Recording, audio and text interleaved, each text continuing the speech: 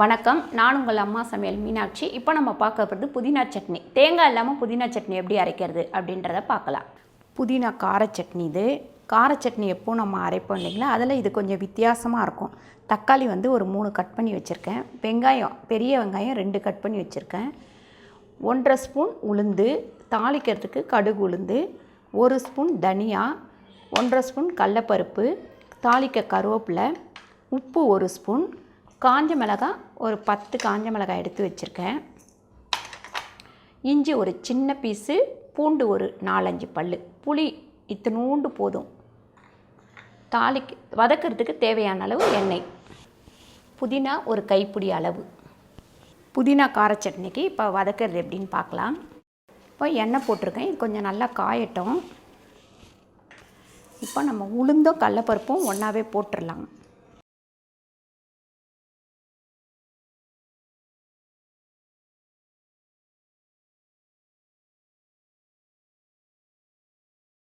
இப்போ நம்ம இதில் தனியாக போட்டுக்கலாம்.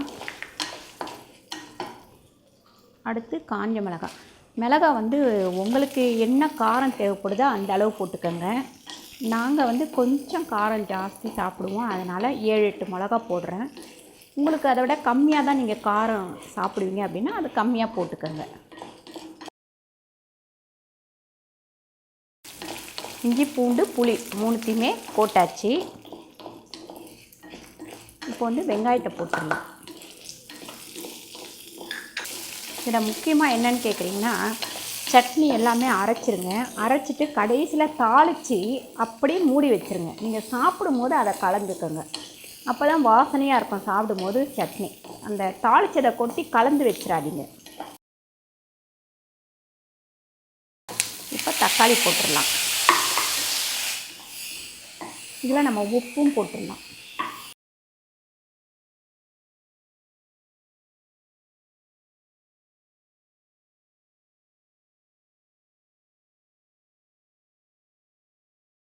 இப்போ பாருங்கள், கடைசியில் தான் புதினா போடணும்.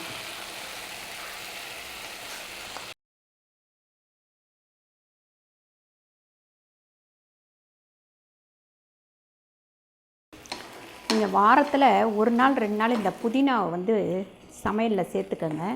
இது வந்து இந்த ஜீரணம் ஆகிறதுக்கு இந்த புதினா வந்து நல்லது உடம்புக்கு. 2வது உடம்பு குளிர்ச்சி, இதெல்லாம் உடம்புக்கு ரொம்ப நல்லதுன்னு வச்சுக்கோங்களேன். இந்த புதினா வாரத்தில் 1 நாளாவது சேர்த்துக்கோங்க.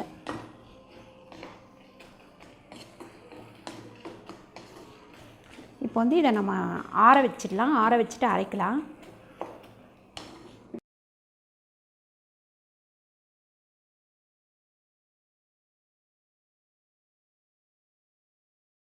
புதினா சட்னி வந்து ரெடி ஆயிடுச்சு.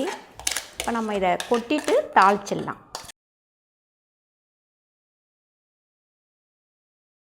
இப்போ வந்து நம்ம சட்னியை கொஞ்சமாக எண்ணெய் விட்டு சட்னியை தாளிச்சிடலாம். இந்த கடுகு உளுந்து போட்டுக்கலாம்.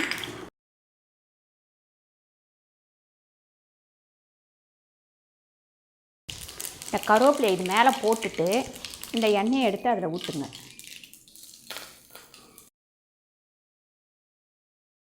பாருங்கள், புதினா கார சட்னி ரெடி ஆயிடுச்சு. இந்த மாதிரி தாளித்து கொட்டி நீங்கள் மூடி எடுத்து வச்சுருங்க.